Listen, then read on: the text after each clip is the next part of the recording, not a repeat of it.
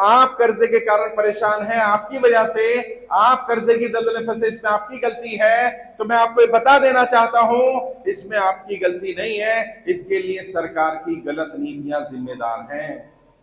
और मैं ऐसा क्यों कह रहा हूं, मेरे तर्क है, मेरे पास लॉजिक है, मैं आपको बताना चाहता हूं। जब कोई व्यक्ति कहता है कि गलती मेरी है, अपने आप को दोषी मानता है, अपने आप को दोषी ठहराता है, तो उसके मन में गलत काम करने का विचार आता है। उसको लगता है शायद गलती मेरी है, मुझे कुछ गलत कर लेना चाहिए। मैं आपको बताने आया हूं गलती आपकी नहीं। और क्यों नहीं आपकी गलती? आप कर्जे की दलदल में फंसे किस कारण से? नोटबंदी के बाद कई लोग कहते हैं नोटबंदी के कारण कर्जे की दलदल में फंसे। कई व्यापारियों ने कहा नोटबंदी से फर्क नहीं पड़ा, लेकिन जब ये जीएसटी लगाया गया तो जीएसटी से हमारा व्यापार तबाह हो गया, हमारी कंपनियां बंद हो गई, हम कर्जे की दलदल में फंसे।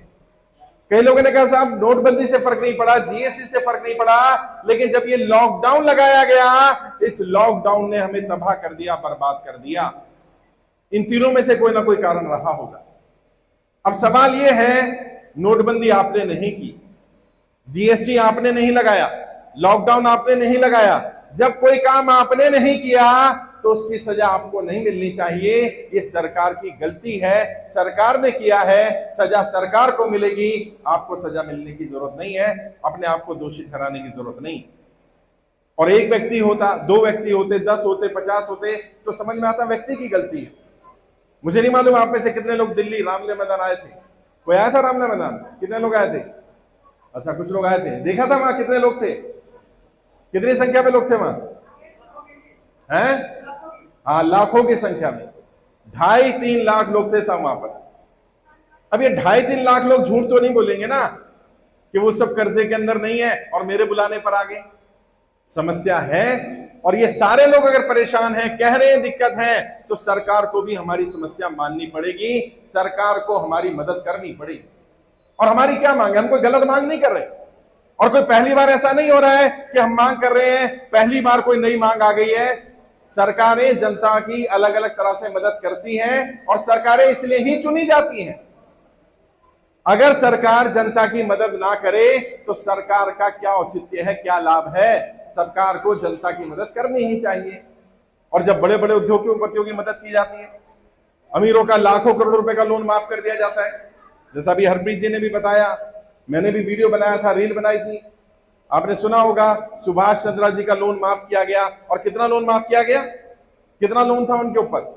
48,000 करोड़ का लोन था, और 48,000 करोड़ रुपए में से 37,000 करोड़ माफ कर दिया गया। 37,000 करोड़ रुपया माफ किया गया है। अच्छा, यहां कोई है जिसके ऊपर 1,000 करोड़ का कर्जा है कोई 1,000 करोड़ वाला? अच्छा, 500 करोड़ वाला तो होगा, 100 करोड़ वाला है? कितना कर्जा है? 2 लाख, 5 लाख, 10 लाख, 20 लाख, 50 लाख, 1 करोड़, 2 करोड़, 5 करोड़, 10 करोड़, इसी रेंज में। जब उनका लाखों करोड़ रुपए का लोन माफ किया जा सकता है, उन्हें राहत दी जा सकती है, तो आम जनता का 10, 20 लाख, 50 लाख का लोन माफ होना चाहिए कि नहीं होना चाहिए? ऐसे नहीं आवाज दिल्ली तक जाए, होना चाहिए कि नहीं होना चाहिए? जनता का कर्जा माफ करना पड़ेगा, जनता का कर्जा माफ, जनता का कर्जा माफ, जनता का कर्जा माफ करना पड़ेगा। और सत्ता में बैठे लोग ये बात सुन ले, हमारी किसी पार्टी, किसी नेता से लड़ाई नहीं है। जो जनता का कर्जा माफ करेगा हम उसका साथ देंगे, और जो जनता का कर्जा माफ नहीं करेगा हम उसका साथ नहीं देंगे, चाहे कोई भी हो। हमारी किसी पार्टी, किसी नेता से लड़ाई नहीं है, हमारी कोई पार्टी नहीं है। और लोग आएंगे तुम्हें बांटेंगे धर्म के नाम पर, जाति के नाम पर, तुम अड़े रहना, तुम्हारा एक ही धर्म है। कौन सा धर्म है हमारा? हम कर्जे वाले हैं। हमारी एक ही जाति है, कौन सी जाति है? हम कर्जे वाले हैं।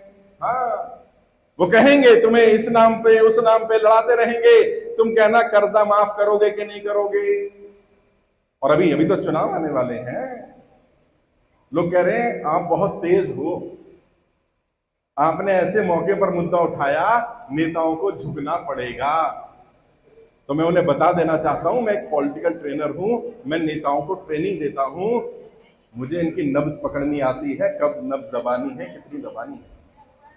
और नेता एक ही भाषा समझते हैं साहब, नेता एक ही भाषा समझते हैं। कौन सी भाषा? वोट की भाषा। जब नेता को लगने लगता है उसका वोट खिसकने वाला है तो सब कुछ मान लेता है।